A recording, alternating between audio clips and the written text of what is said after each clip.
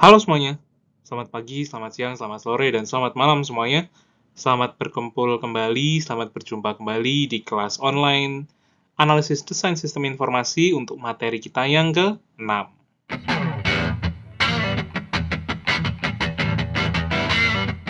Jadi teman-teman, di materi yang ke-6 ini, kita akan membahas topik terkait dengan yang namanya implementasi. Implementasinya di sini terkait dengan implementasi interface salah satunya, dan juga testing atau pengujian teman-teman. Seperti biasa, kita nggak perlu panjang lebar untuk openingnya. Kalau nanti kalian paham dengan materi kali ini, kalian bisa klik tombol like, dan jangan lupa kalau kalian tidak ingin tertinggal update-update terbaru terkait dengan materi-materi dari channel One Little Step dan konten-konten lain, kalian bisa klik tombol subscribe. Begitu saja teman-teman, langsung saja kita masuk ke dalam pembahasan, biar tidak memakan waktu yang lama lagi, karena materi ini dua materi yang digabungkan jadi satu, jadi akan sedikit panjang kali lebar teman-teman. Gitu. Oke, langsung aja kita masuk ke dalam pembahasan kita yang pertama, terkait dengan yang namanya desain sistem. Oh iya, jangan lupa, seperti biasa di dalamnya nanti akan ada mini quest dan juga akan ada tugas. Kalian tinggal perhatikan dari awal, pertengahan, sampai pada akhirnya. Oke, sip. Langsung kita masuk ke dalam pembahasan kita yang pertama. Check this out. Oke, untuk pembahasan kita yang pertama adalah terkait dengan desain sistem, teman-teman. Jadi, kalian harus ingat, mata kuliah ini adalah analisis desain sistem informasi. Jadi sudah pasti, di dalam tahap perancangan ini, kalian akan dikaitkan dengan yang namanya desain sistem. Jadi sebenarnya desain sistem itu apa sih? Dia itu adalah mentransformasi model analisis ke dalam bentuk model desain sebagai blueprint untuk konstruksi perangkat lunak. Nah, yang di dalam bentuk desainnya nanti seperti apa, akan dijelaskan secara bertahap dari masing-masing langkah-langkahnya, teman-teman. Itu untuk konsep desain sistem yang pertama. Langsung lanjut ke pembahasan yang selanjutnya. Pembahasan yang selanjutnya di sini adalah terkait dengan 3 langkah desain berorientasi objek, teman-teman. Jadi yang pertama, langkahnya adalah kita mendefinisikan subsistem perangkat lunak dengan menentukan subsistem data atau entity design, dan juga subsistem yang berkaitan dengan kendali atau controller design, dan juga subsistem yang berkaitan dengan interaksi manusia dengan sistem atau bisa disebut juga dengan boundary design. Nah, proses ini sebaiknya itu dipadu dengan yang namanya arsitektur sistem, teman-teman. Dan setelah langkah yang pertama ini dijalankan, kita menjalankan yang langkah yang kedua, teman-teman. Langkah yang kedua adalah kita mendefinisikan kelas dan objek desainnya. Tidak lupa juga, teman-teman, kita mendefinisikan perancangan pesan atau message desainnya, jadi interaksinya nanti larinya kemana. Langsung masuk ke pembahasan yang selanjutnya ya, teman-teman ya, terkait dengan yang namanya arsitektur sistem. Pembahasan kita yang selanjutnya sedikit menyinggung dari apa yang sudah dibahas di pembahasan sebelumnya tadi. Jadi di dalam desain berorientasi objek tadi, di langkah yang pertama, kita ada dibahas sedikit akan ada keterkaitan dengan yang namanya arsitektur sistem. Nah, di sini arsitektur sistem ini gunanya atau fungsinya itu buat apa sih? Yang pertama, dia itu menggambarkan struktur keseluruhan perangkat lunak. Jadi, keseluruhannya bagaimana semuanya digambarkan di dalam si arsitektur sistem. Kemudian, dia itu merupakan struktur berlapis yang menjelaskan bagaimana komponen-komponen berinteraksi dan struktur data yang digunakan masing-masing komponennya. Dan dia itu juga merupakan pilihan tentang bagaimana perangkat lunak akan dikembangkan, merupakan pilihan tentang bagaimana perangkat lunak akan dikembangkan dan bagaimana mengendalikan pengembangan inkremental perangkat lunaknya. Dan biasanya, arsitektur sistem itu digambarkan dengan konsep paket atau kalau kalian nanti kenal namanya package, teman-teman. Seperti apa gambarannya? Langsung kita masuk ke pembahasan yang selanjutnya. Di situ ada sedikit contoh terkait dengan gambaran dari arsitektur sistem. Untuk pembahasan kita yang selanjutnya adalah terkait dengan arsitektur sistem. Di sini adalah contoh penggambarannya, teman-teman. Contohnya seperti apa? Kayak gini. Kalau kalian lihat ini, tampilannya itu kalau di internet biasanya digambarin dengan icon-icon. Jadi ada icon komputer, kemudian ada icon aplikasinya seperti apa, serta icon database-nya. Nah, kalau di sini, teman-teman, itu icon-iconnya diganti dalam bentuk tulisan seperti ini. Tapi ini juga sudah menggambarkan sebuah arsitektur sistem. Jadi ini ada yang dari tingkatan klien, tingkatan tengahnya, atau tingkatan aplikasi-aplikasi apa aja yang digunakan, dan juga dari tingkatan database-nya, teman-teman. Ini untuk penggambarannya singkatnya aja. Jadi dari gambaran si klien nanti aksesnya pakai aplikasi apa aja, kemudian dari yang database-nya nanti pakai apa aja, yang terhubung yang mana, semuanya digambarin dalam si arsitektur sistem. Lanjut ke pembahasannya selanjutnya ya teman-teman ya, terkait dengan paket atau package tadi yang sudah dibahas di sebelum-sebelumnya. Nah, untuk penggambarannya itu seperti ini teman-teman kalau paket. Jadi kalau kalian kenal package diagram, itu model-modelnya seperti ini. Nah, di sini juga ada keterangan teman-teman dalam package-nya. Jadi hanya kelas public yang bisa terhubung atau terreferensi dengan yang ada di luar dari paket yang ada. Jadi di situ contohnya yang di paket A, kalau dia ada terhubung dengan atau terreferensi dengan paket B, itu hanya yang tertentu aja. Yang tidak ada koneksinya, ya nggak bisa mengakses paket B, teman-teman. Seperti itu gambaran sedikit aja sih. Jadi kalau model-model package diagram itu seperti ini. Oke, yang selanjutnya kita akan masuk ke pembahasan terkait dengan data design. Pembahasan kita yang selanjutnya adalah terkait dengan data design. Data design sendiri biasa disebut juga dengan data architecting, atau biasanya dia itu disebut sebagai bagian dari rekayasa perangkat lunak yang membuat model data dengan cara yang lebih spesifik ke implementasi. Contohnya seperti apa? Langsung kita masuk ke pembahasan selanjutnya terkait dengan si contoh dari desain data. Pembahasan yang selanjutnya di sini adalah contoh dari desain datanya tadi ya tentunya. Nah, desain datanya kalau kalian sudah pernah buat, pasti kalian tahu ini. Ya, betul. Jadi kalian di sini kalau udah pernah bikin yang namanya ERD, atau mungkin kalian ada yang kemarin bikin si clash diagram, kemudian hanya isinya dari entitas-entitasnya aja. Selamat, kalian udah berhasil bikin yang namanya desain data, atau data desainnya. Di sini, kalau yang desain data, itu hampir sebagian besar isinya itu cuman variabelnya apa, kemudian nanti tipenya apa, kayak gitu.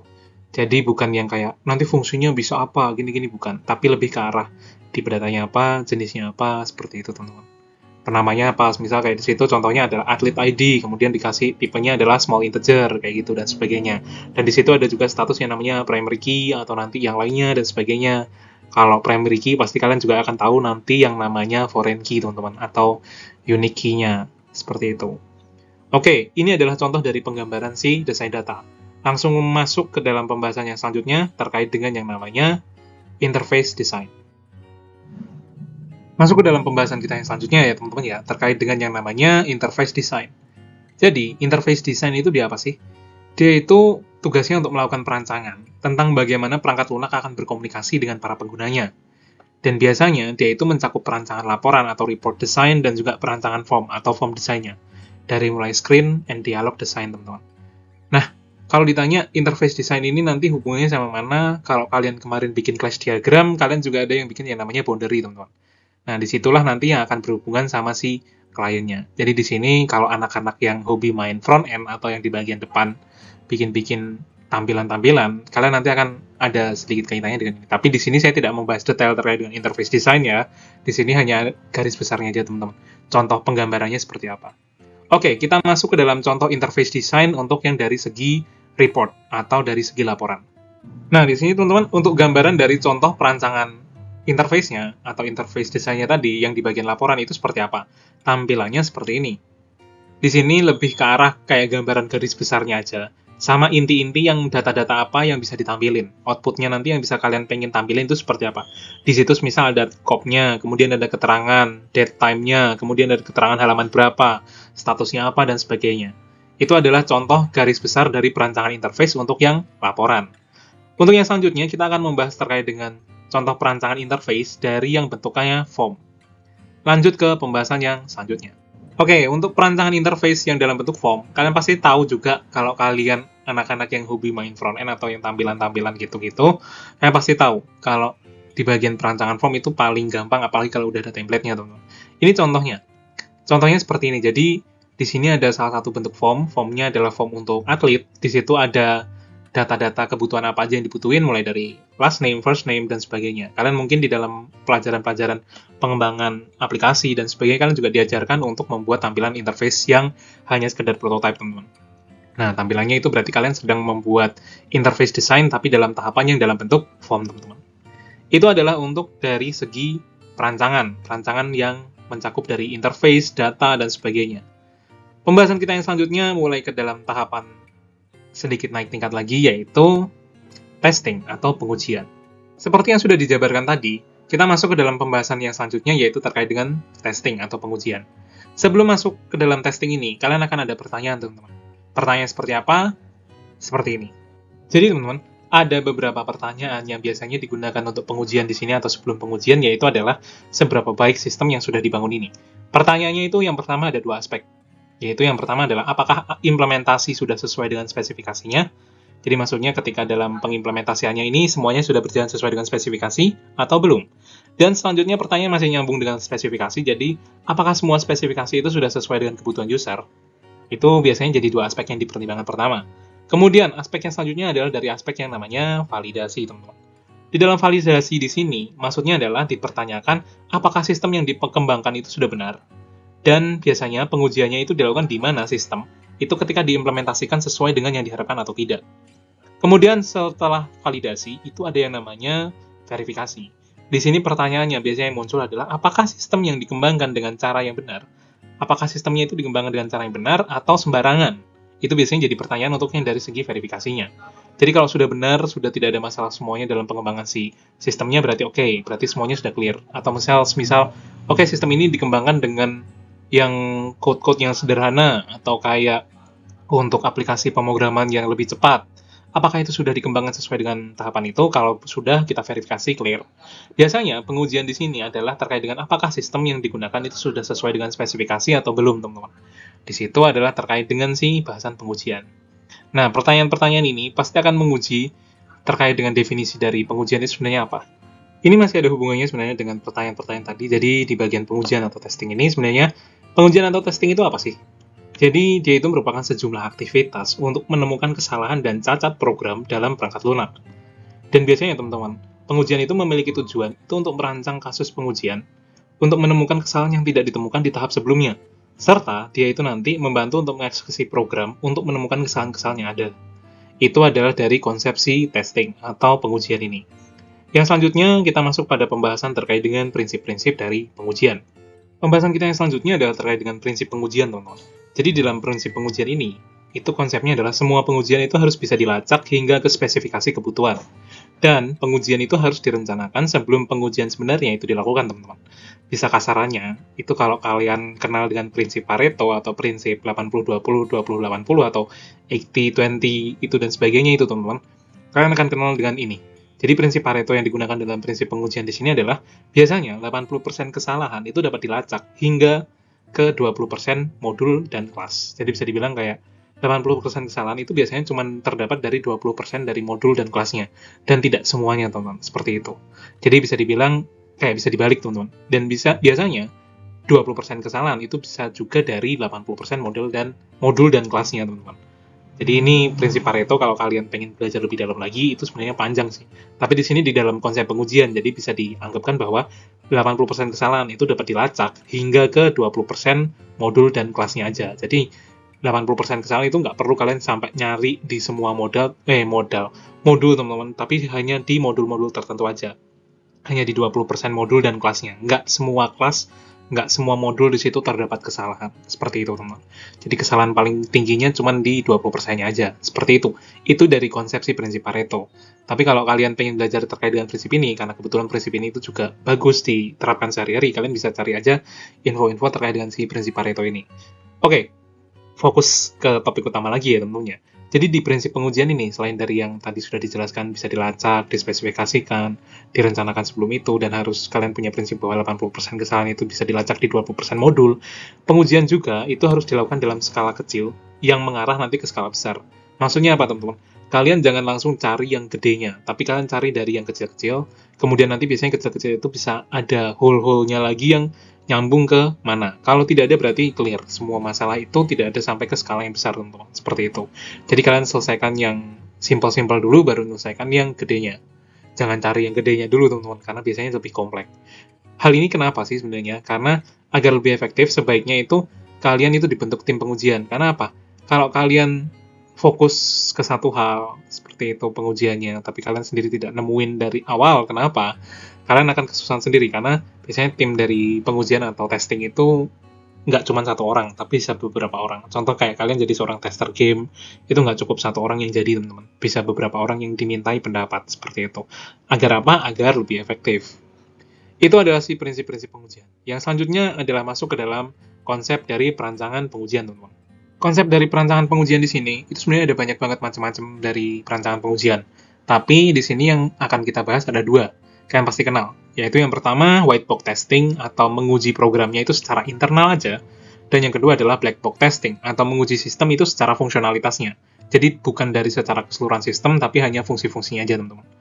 Kita bahas satu persatu ya, teman-teman ya, terkait dengan si white box testing dan black box testing. Oke, kalau di white box testing, di sini dia itu memastikan tidak ada kesalahan secara logika. Dan biasanya, teman-teman, kasus pengujiannya si whiteboard testing ini, yang pertama itu bisa memastikan seluruh komponen itu sudah diuji minimal 1 kali. Dan biasanya mengujinya itu dari pemilihan logika, dari sisi true maupun false.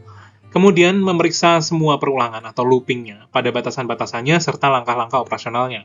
Dan juga memeriksa struktur data untuk menemukan validitasnya, teman-teman. Secara isinya di dalam sistemnya itu kalian tahu.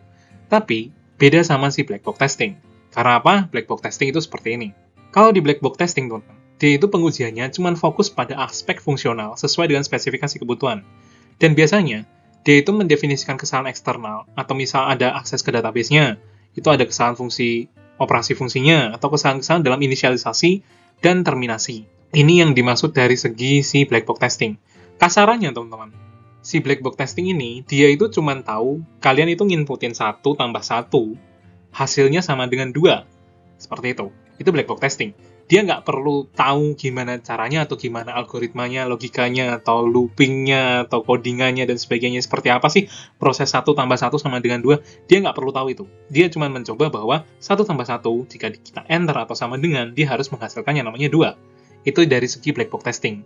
Jadi banyak banget di penelitian-penelitian juga yang kadang kalau pengen cepat, dia ngambilnya si black box testing. Tapi kalau pengen yang mendetail, yang benar-benar mendalam dari segi codingannya benar, strukturnya benar, fungsi-fungsinya benar, semuanya dari keseluruhannya benar semuanya, kita pakai yang white box testing, teman-teman. Itu gambarannya. Nah, yang selanjutnya di sini kita akan masuk ke dalam pembahasan si program testing itu seperti apa. Di sini, teman-teman, untuk program testing itu ada 2. Jadi yang pertama itu dari unit testing, itu merupakan pengujian paling mendasar, dan biasanya itu menguji bagian terkecil dari program. Dan biasanya di unit testing ini, dia itu prosesnya untuk menguji fungsi komponen program yang paling kecil. Dan pengujiannya itu terhadap antarmuka atau interface, struktur data lokal, dan juga kondisi batasan. Beda sama yang program testing si integration atau integration testing. Di integration testing, dia ini memverifikasi apakah masing-masing komponen itu bekerja dengan baik dalam sistem terkolaborasinya atau tergabungnya atau terhubung satu sama lainnya itu udah benar atau belum. Dan biasanya dipandu menggunakan arsitektur sistem dan sequence diagram. Kalau kalian lihat, sequence diagram kemarin kan ada yang synchronize dan asynchronized. Nah, itu kalian juga nanti bisa dilihat dalam si integration testing ini. Oh, dia ternyata proses asynchronized. Oh, dia proses synchronize, seperti itu. Ini adalah dari bagian program testing. Lanjut ke pembahasannya selanjutnya terkait dengan yang namanya pengujian sistem, teman-teman. Masuk ke pembahasan kita yang selanjutnya, yaitu pengujian sistem. Jadi, di dalam pengujian sistem ini biasanya dilakukan setelah integration testing, teman-teman. Dan dalam pengujian sistem ini, dia itu mencakup kinerja sistem secara keseluruhan dan juga stress testing. Stress testing di sini maksudnya adalah pengujian terhadap hal-hal yang abnormal atau seperti kuantitas berlebih, frekuensi pengolahan data yang tinggi, volumenya yang tinggi, seperti itu, teman-teman. Jadi, si sistemnya ini ada kendala dalam mengolah data tersebut nggak? Gitu. Kemudian, teman-teman, biasanya itu diuji dan dibandingkan dengan menggunakan apa? Use case diagram. Karena apa? Use case diagram itu bisa dibilang kayak awal dari penggambaran kinerja sistemnya. Jadi kalau di dalam use case diagramnya seperti A, ternyata dalam proses pengujiannya sistem ini larinya kemana-mana, ya sama sih, menghasilkan A juga, tapi larinya kemana-mana biasanya perlu dicek atau diulangin lagi. Ada yang dibandingin lagi, bukan diulangin, tapi lebih dibandingin lagi. Oh, ternyata di bagian ini nggak sesuai, oh bagian ini yang perlu ditambah atau diperbaiki, kayak gitu, teman-teman. Dimulai dari nolnya lagi. Itu adalah dari segi pengujian sistem, teman-teman. Oke, kita lanjut ke pembahasan kita yang selanjutnya. Pembahasan kita yang selanjutnya adalah sekian dan terima kasih. Oke, teman-teman, seperti biasa, terima kasih sudah mengikuti materi ini dari awal, pertengahan, sampai pada akhirnya. Sekarang, seperti biasa, kita tiba di penghujung materi. Mini quest-nya adalah, buatkan sebuah contoh dari prinsip Pareto yang kalian jalani sehari-hari. Jadi, tadi kan kalau yang di prinsip Pareto yang ada di materi testing ini kan 80% kesalahan itu biasanya terdapat di dalam 20% modul dan juga kelas yang ada. Atau contoh lagi, mungkin kalau yang dari dasarnya prinsip Pareto adalah 80% hasil panen itu dihasilkan dari 20% tanaman yang dipunya, seperti itu. Itu dari si pendiri atau penemu dari prinsip Pareto sih, teman-teman. Kayak gitu, itu konsep paling dasarnya. Jadi bisa dibilang 80% hasil panen itu berasal dari 20% hasil tanamannya. Atau bisa dibalik juga, 80% kepemilikan tanah itu cuma dimiliki oleh 20% orang. Itu juga dari hal dasar dari si prinsip Pareto. Nah, sekarang mini quest-nya adalah, coba kalian tulis di kolom komentar prinsip Pareto versi kalian sendiri itu apa. Contohnya, oke kak, menurut saya prinsip Pareto saya adalah 80% aplikasi yang ada di dalam handphone saya, itu cuma 20% yang saya pakai, kayak gitu. Itu boleh, teman-teman. Jelaskan di kolom komentar. Oke? Gitu ya tentunya, itu untuk mini quest-nya. Untuk tugasnya, tugas kelompok ini ya, terkait dengan testing. Jadi tadi kan sudah dibahas terkait dengan black box testing dan white box testing ya. Tugasnya, dari white box testing dan black box testing, kalau kalian diperhadapkan dengan dua testing yang paling sederhana ini, kalian memilih yang mana? Dan alasannya kenapa? Seperti itu. Nanti seperti biasa ditulis kayak tugas-tugas yang lain. Nanti akan ada classwork yang dibuka di dalam Classroom, nanti kalian tinggal upload di sana, deadline-nya dan ketentuannya seperti apa, dibaca aja teman-teman ya. Oke, begitu aja. Sampai ketemu di pertemuan-pertemuan selanjutnya lagi. Terima kasih sudah mengikuti materi ini dari awal pertengahan sampai akhir. Sampai jumpa teman-teman dan terima kasih. Thank you teman-teman. See you.